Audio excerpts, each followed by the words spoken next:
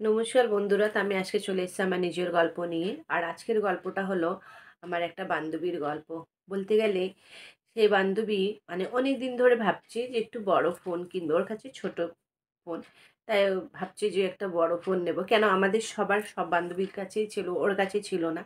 দেখো, সবাই তো এক সমান না বন্ধুরা। আর আমি যেহেতু সবার সাথে বন্ধুত্ব রাখি, আমি কোনোদিন ভাবি না যে ওর কাছে এইটা নেই, ও আমার মতন নেই, তাই ওর সাথে আমি বন্ধুত্ব রাখবো না, একদমই না। তাই ওর সাথে আমার বন্ধুত্ব ভীষণ ভালো। আমার সব বান্ধবীদের সাথেই সবার বন্ধুত্ব খুব ভীষণ ভালো। সবাই আমরা পুজোতে যখন ঘুরতে যেতাম, ওকে আমরা নিজের সাথেই ফটো তুলতাম।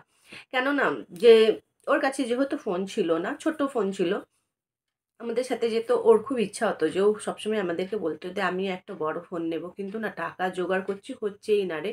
এবার পুজোতে নেব, পুজোতে নেব। কেন, আমরা যখন বিশ্বকর্মা পুজোতে ঘুরতে গেছিলাম, তখন ও বললো যে আমি একটা বড় ফোন নেব। তারপরে ওর ইচ্ছা ছিল এটা নেওয়ার, বড় ফোন নেব নেব, তাই বললো যে দুর্গাপুজোর আগেই আমি বড় ফোন নেব। জামা কাপড় নাও কিনলে চলবে, যেটা আছে পুরনো সেইগুলোই পুজোতে পরে ঘুরবো, কিন্তু একটা আমি বড় ফোন নেব। তারপর বড় ফোনের জন্য ওর নিজের হাজব্যান্ডকে বলল। অনেকদিন ধরে ওর হাজব্যান্ডও চাইছিল, কিন্তু ওর হাজব্যান্ডের বলার যে এখন নতুন ফোন কিনতে গেলে কম করে 10-15 হাজার টাকা মতন লাগবে। আমাদের কাছে অত বাজেট নেই, তাহলে একটা সেকেন্ড হ্যান্ড ফোন কিনে নেব। মানে দোকানে গিয়ে, যে দোকানে দেখবা নতুন ফোন পাওয়া যায়, সে দোকানে পুরনো ফোনও দেয়, সেকেন্ড হ্যান্ড ফোনও বিক্রি হয়। যাই হোক, এটাই ভেবেছিল। তা আমাদেরকে ফোন করে বলল যে একটা সেকেন্ড ফোন কিনবো, যে নতুন ফোন কিনতে টাকা হচ্ছে না। আমি যে ঠিক আছে, নতুন ফোন হোক পুরনো ফোন, ফোন তো ফোন। ফোনে যেভাবে ফোন করবি, কথা বলবি, ফোন তো এটাও ফোনই না, কেউ হয়তো বিক্রি করেছে, নিয়ে নে, কোনো ব্যাপার নেই।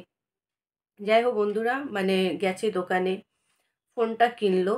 ফোনটা দেখতে এমনি উপর থেকে ভীষণ ভালো, সব কিছুই ভালো ছিল, যেগুলো সব কিছু দেখে মানুষ কেনে সেরকম ভালোই ছিল। 7,000 টাকা দিয়ে ফোনটা কিনলো। আরও কিছু বেশি দিলে আমার মনে হচ্ছে নতুন হয়েই যেত একটা। কেননা যার কপালে থাকে না সেটা এরকমই হয়, সেটাই বলবো। তার ক্ষেত্রে এটা ওর কপালেই ছিল না ফোনটা, জানি না, ভগবান জানে। এবার হয়েছে ব্যাপারটা, ফোনটা কিনে নিয়ে এসছে, সব কিছু করলো, রেডি সেডি করে ফোনটা সিম টিম লাগিয়ে ফটো তুলে পাঠিয়েছে আমাদের কাছে। যে প্রথম ফটো তোদের পাশে, আমাদেরকে সবার কাছে পাঠিয়েছে ফটো। প্রথম যেই ফোনে ফটো তুললো, আমাদেরকে সবার কাছে পাঠিয়েছে। নিজের হাজব্যান্ডের সাথে, বাচ্চার সাথে ফটো তুলে তুলে পাঠিয়েছে। ভীষণ ভালো লাগছিলো যে ভালো একটা ফোন পেয়েছে, বেশ ভালো। ফোনটা ভালোই ছিল, ভালো করে চলছিল, কিন্তু পুজোর সময় একদম ঠিক দুর্গাপূজার মাথামাতি, একদম পুজো, দুর্গাপুজো হয়তো পঞ্চমী না ষষ্ঠী দিনকে আমরা সবাই ডিসাইড করলাম যে যাব ঘুরতে। আমরা যেহেতু পুজোর একটু আগে আগে ঘুরে নিই, ভিড় হয়ে যায়, প্রচুর ভিড়, লাইন থাকে, বাচ্চাদেরকে নিয়ে যাওয়ারটা সম্ভব হয় না। তাই ভাবলাম একটু আগে আগে গিয়ে ঘুরে চলে আসবো। আমরা যখন বেরোই না বন্ধুরা, এই 3টে 3:30 মতন দুপুরবেলার সময় বেরোই। কেননা যেতে যেতে একটু দেখবা লাইনে একটা দুটো লাইন, তো একটা দুটো প্যান্ডেলে হয়তো লাইন পাই না, তারপরে 5টা 6টা বাজলে লাইন স্টার্ট হয়ে যায়। এটা বেশ ভালো করেই ঘোরা হয়েছিল, কিন্তু হয়েছে ওর ফোনটা যখন ওইখানে অনেকগুলো ফটো তুললো, একটা দুটো প্যান্ডেলে ভালোই ফটো তুলছিল, নিজের বাচ্চার, নিজের ওর ফটো তুললো, কিন্তু ওর হাজব্যান্ড যায়নি। কিন্তু তারপর আরও একটা প্যান্ডেলে, যে প্যান্ডেলে ঢুকলাম, তার প্যান্ডেলে ঢোকার আগে ওই সামনের দিকে, যে রাস্তায় আমি যাচ্ছি, লাইন দেওয়া, সেই লাইনে আমরা যখন দাঁড়িয়ে আছি, সে কি সুন্দর করে, সুন্দর একদম লাইটিং সাজানো, সেই লাইটিংয়ে ওরা ভিডিও করছিল। ভিডিও করতে করতে হঠাৎ বন্ধ হয়ে গেছে ফোনটা, পুরোটা বন্ধ, অফ, যেমন সুইচড অফ করে ওই রকম অফ হয়ে গেছে। ও সুইচড অফের জায়গায় অন করছে, হচ্ছে না। আমরা বললাম যে হয়তো তুই খেয়াল করিসনি, চার্জ ছিল না তোর ফোনে, হয়তো এই জন্য সুইচড অফ হয়েছে, আর অন হচ্ছে না, একদমই চার্জ নেই। তুই বাড়ি গিয়ে চার্জ করবি, থাক, আমি যেইগুলো ফটোগুলো তুলছি সেইগুলো তোকে পাঠিয়ে দেবো, আর যেগুলো ভিডিও বানাচ্ছি সেইগুলো আমরা পাঠিয়ে দেবো। বলছি ঠিক আছে।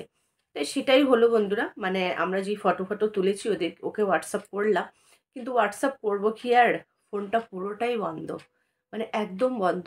সেই ফোনটা বাড়িতে গিয়ে চার্জ দিচ্ছি, সব করছি, কিচ্ছুই হচ্ছে না। মানে 1 সপ্তাহ থেকে বেশি হয়েছিল ফোনটা কিনেছে।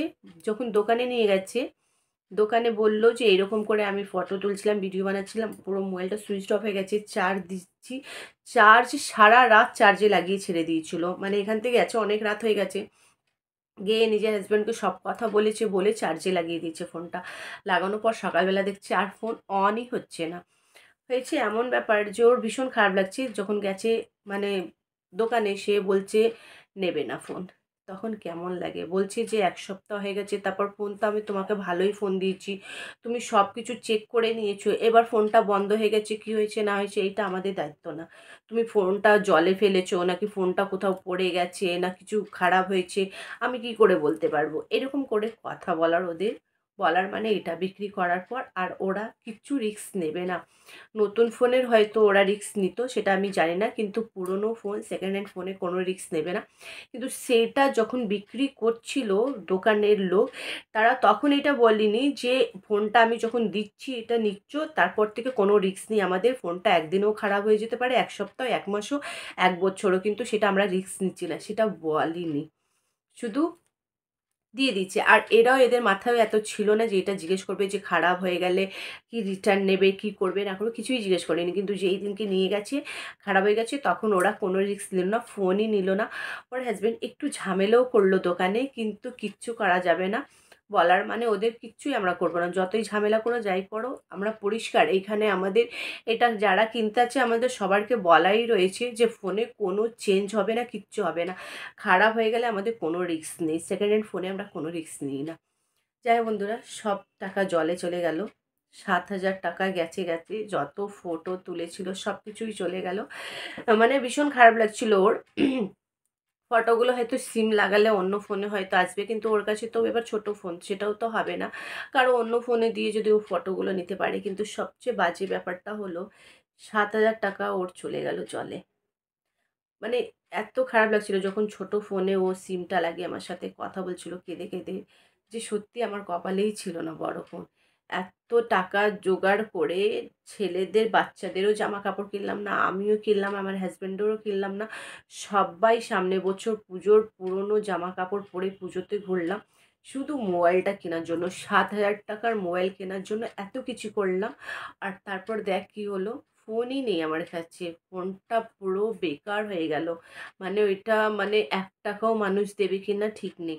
হ্যাঁ, যদি এটা মানে আসে না, দেখবা এখন অনেকেও আছে রাস্তায় লোক যারা বিক্রি, তারা হয়তো ১০০-২০০ টাকা হয়তো দিতে পারে, কিন্তু ফোনটা একদমই বন্ধ।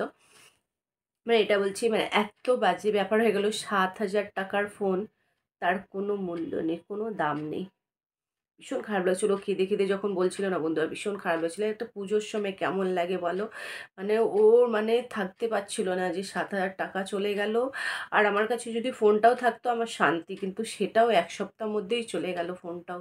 মানে ভীষণ খারাপ লাগছিল বন্ধুরা, তাই আপনাদের সাথে শেয়ার করলাম যে কোনো সময় যদি আপনারা সেকেন্ড হ্যান্ড ফোন কেনেন, নিশ্চয়ই একবার জিজ্ঞেস করবেন ওদের থেকে কি ফোনটা, মানে ফোনটা কী হলো, ব্যাপারটা আমি বুঝতেই পারলাম না। যে হঠাৎ এরকম বন্ধ হয়ে যাওয়ার মানে ব্যাপারটা কি হলো ফোনে? মানে এমনভাবেই রিপেয়ারিং করে ওরা রেখেছে যে ১ সপ্তাহ মতন চলবে, তারপর নিজে নিজেই সব শেষ, বন্ধ পুরো।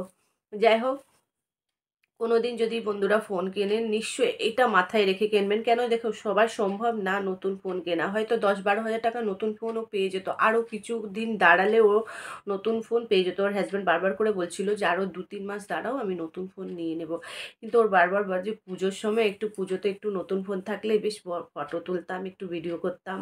সবাই করে, বেশ ভালো লাগে। এরকম করে করে ও নিল বেচারি, কি বলবো বলো? কিন্তু এটাই বলব বন্ধুরা যে সবার সম্ভব হয় না বড় ফোন নেওয়া, নতুন ফোন নেওয়া। পুরনো ফোন নাও কোনো ব্যাপার না, সেকেন্ড হ্যান্ড, কিন্তু একবার সব কিছু দেখে জিজ্ঞেস করে নেবেন। কেন আমার ভীষণ খারাপ লাগছিলো আমার বান্ধবীর ব্যাপারে, তাই আপনাদেরকে গল্পটা শেয়ার করলাম।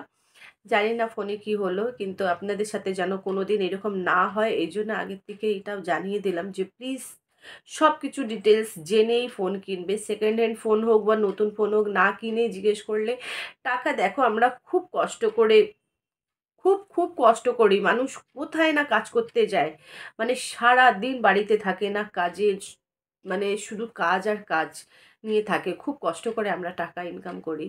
যে আমাদের কাছে এইটা না যে কোনো কোনো জায়গা থেকে অনেকগুলো টাকা আসছে আর আমরা সেটা দিয়ে আমাদের সংসার চলছে, একদমই না। আমরা খুব খাটনি করি, খুব খাটনি করি, তারপর কিছু টাকার মুখ দেখি, তখন একটু খাবার মুখ দেখি।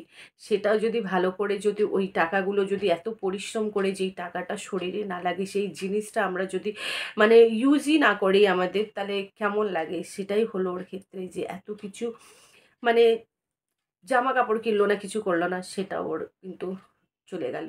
যাই হোক বন্ধুরা, আমার এই ছোট্ট ভিডিওটা আপনাদের কেমন লেগেছে অবশ্যই জানাবে। ভালো লাগলে লাইক, কমেন্ট, শেয়ার, সাবস্ক্রাইব করবে।